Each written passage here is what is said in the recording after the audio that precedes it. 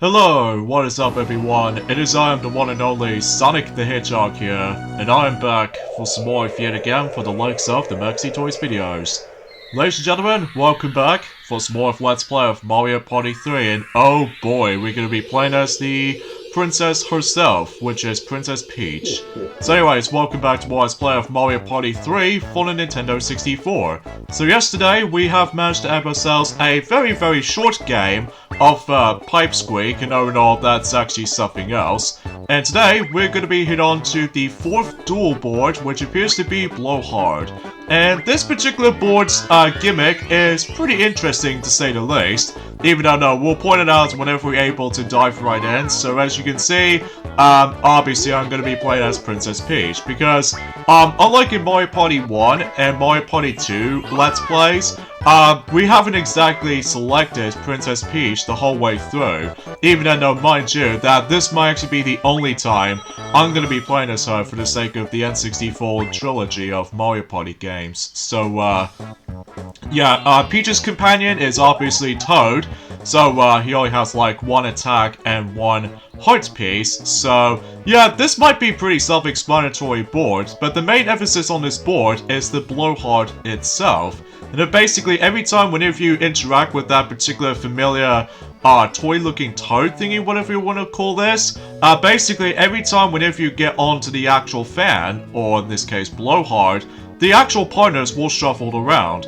Like, for example, if Mario makes his way to Blowhard, or in this case, if I was going to make it to Blowhard, basically this allows my partner, in this case Toad, will switch around. So in this case, that Toad was actually in front, and then when I get into the Blowhard itself, it will switch it over to behind. So, yeah, get used to with this mechanic, because otherwise, though, that it does give you some bit of advantage whenever you're trying to defend yourself, or just do its offense. So, yeah, that could be pretty much summarized as such. So even then though, I will say I'm not, well, I still actually prefer the likes of Gate Guy or Arrowhead or even Pipe Squeak, because you remember yesterday that Pipe Squeak goes by very quickly, depending if your dice rolls, if they usually becomes more accurately higher, more likely than ever. But yeah, you probably get the idea of how that goes. So anyway, let's see what we can get. Oh, really? Ah, that wasn't a good start for the sake of Blowhard. So that just leads Mario trying to able to attack me from, well, not so much from me, because I'm guessing he only attacks my partner, which is Toad. So, that's a good thing I managed to went on to the Blowhard fan itself. So, in this case, that should able to help me for a little bit. Well, despite the fact that I no longer have my partners anyway, so, hopefully we'll get some partners installed by then. So, obviously today's day is, of course, the 21st of February today, in this case in 2021, and it looks like about the fact the matter is, though, is that both Maxi and Tiana are pretty much almost going to finishing up in terms of, well, for Maxi, he's almost finishing up with his Let's Play of Knight's Journey of Dreams, and Tiana, she was also going to be able to be almost finishing up for her Let's Play of Wario Land, Super Mario Land 3.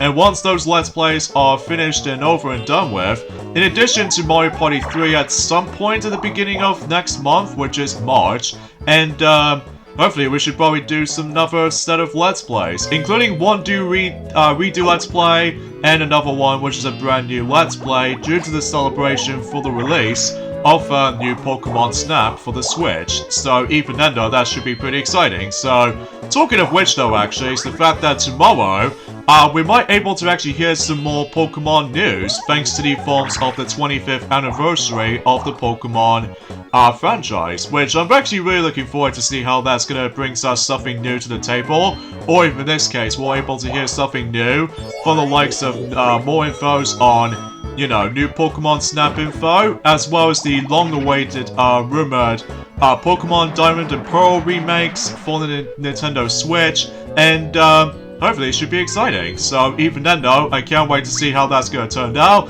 I'm sure that most Pokemon fans will be super excited about this, and I'm excited as well. So even then though, just in case for the sake of, well, excuse me, I got something on my throat there, I do apologize for that. So anyways, let's take down Koopa Troopa, and, well, nothing happens on Mario just yet, though, even though that, well, we can obviously defend ourselves, thanks to the forms of, Boo is now actually behind me, so I guess that makes it super insufficient. And let's go for a power-up, just in case for a higher defense on Boo. Because otherwise, that Chain Chomp will no longer try to able to deal the massive amount of damage to my Boo companion, so... Alright, so let's see what Mario's gonna do for this point. Even though it doesn't really matter though, because obviously Chain Chomp has been switched places, so... It's kind of weird that there aren't any reverse spaces to be signed around here. Well, I have seen some of it, but it's just I have not actually seen some of those reverse spaces for quite some time. But anyway, once again, we're switching places all of a sudden.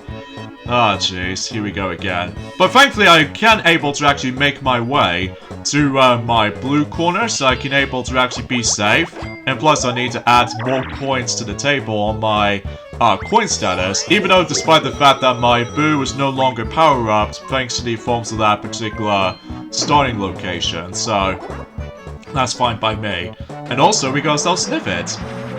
It's been a while since we actually seen Sniffit, ever since, well, Gate Guy, so I guess that makes it pretty obvious.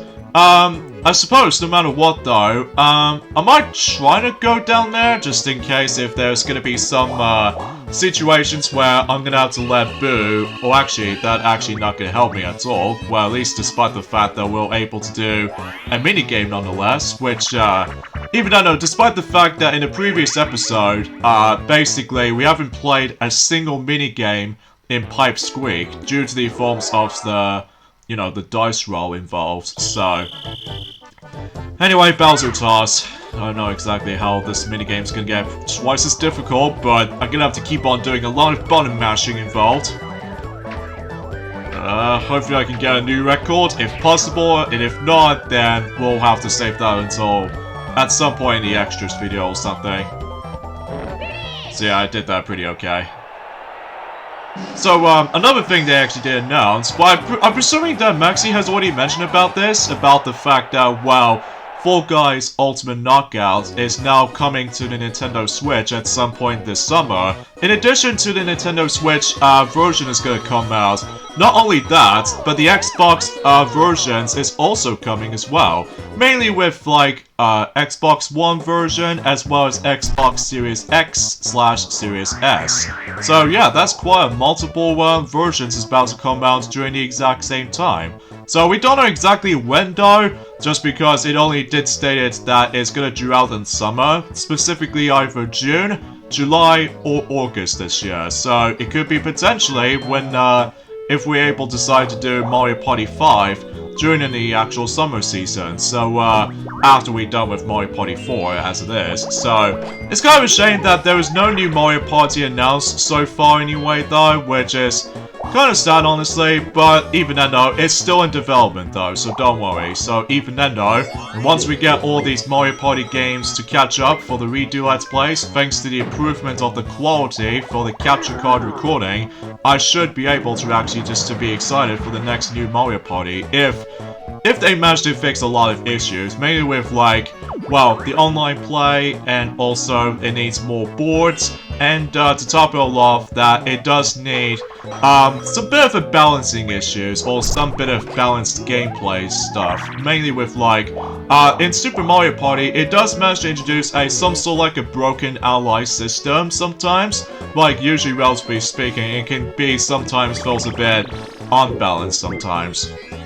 But I don't know about you, because even then it has been almost 2 years ago since I actually last touched upon Super Mario Party for the Switch. Mainly it's because I'm gonna be basically trying to be playing through the classic Mario Party games from now on, and hopefully trying to be waiting for the next one to come out for the Switch, and hopefully it makes it a little bit more excitement compared to the forms of how it does it on most NDQ Mario Party titles, and somehow Womp is not going to do anything because, well, he has no attacks at all. And it's a good thing I managed to win behind him, even though despite the fact that my coins will be taken away by a lot, and plus it's bad enough I've got one anyway, so take it away, Boo! So 2 damage on Chain Jump, plus 2 damage on Mario, just because that usually counts. So I guess that he's almost down by then. So, another thing that's worth noting for when it comes to certain announcements or something like that, they have a lot of emphasis on JRPG sometimes. Like, I think that's what most people seem to complain about in terms of this most recent Nintendo Direct these days now, is the fact that they have a lot of emphasis on JRPGs, which I'm alright with, but I'm not a big fan of how the fact that it just managed to drag on a bit, which that usually take up most of the time space in between predictions on, you know, the new Metroid thing is about to be rumored for some time now, and also the 35th anniversary of the Zelda things that we're expecting to be hyped for, but everything else about the Direct has been slightly ruined due to too many emphasis on, well, let's just say JRPGs, which I'm fine with that type, but it's not my kind of thing, honestly. Well, I still prefer playing Mario RPGs and all that jazz, including the obscure Sonic Chronicles The Dark Brotherhood for the DS, despite,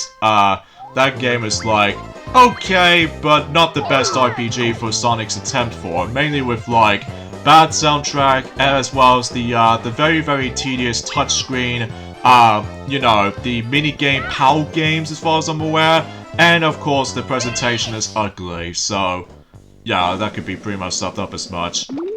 And Mario's got screwed over, so that's a bit of a shame.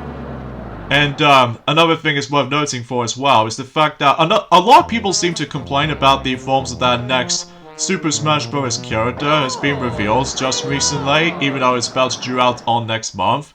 That apparently though, some of these fans were expecting to notice that they complain about the fact that it's actually another sword fighter. Like, how many sword fighters that we actually got right now? I think that's actually quite plenty, and as a result, we didn't get anything original about it, it's just another sword character. Although, to be quite frank, the only good thing about the forms of that new character announcement based off from Xenoblade Chronicles 2 is that taking notice from Super Smash Bros. Melee and Super Smash Bros. Brawl that usually Zelda and Sheik can able to actually just switch it between the two whenever you wanted to during battle, which kind of does the same thing for Smash Ultimate's recent DLC trailer that's been announced on the Direct. So even though some people complain about the fact that that particular DLC fighter does have a lot of, like, well, I hate to be honest here for the sake of the forms of that specific offensive word, but usually it just has, like, bigger boobs, which that might be seems controversial for some, but that's just me.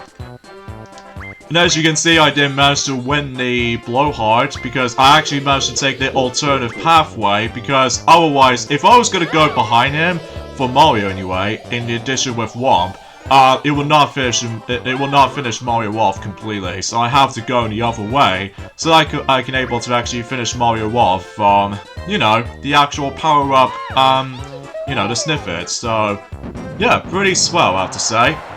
And even then though, this board is also kinda quick, despite the fact that we actually did manage to, like, well, I don't know how to explain about this right now, so, anyways, let's have a look at the detailed results here. Again, there's not much else I can honestly try to talk about for the sake of time, folks, apart from the fact that, well, we actually are onto the halfway point in terms of the dual boards. Well, at least that we've done 4 boards already, so, yeah, I guess we should probably end things off at this point here, so join me next weekend for more of Let's Play of Mario Party 3 in terms of the dual boards. The next dual board we're going to be hop into is probably my least favorite board in the game, which appears to be Mr. Mover, so you guys should know what I'm talking about. So I'll see you guys until, well, next Saturday. So, later fellas.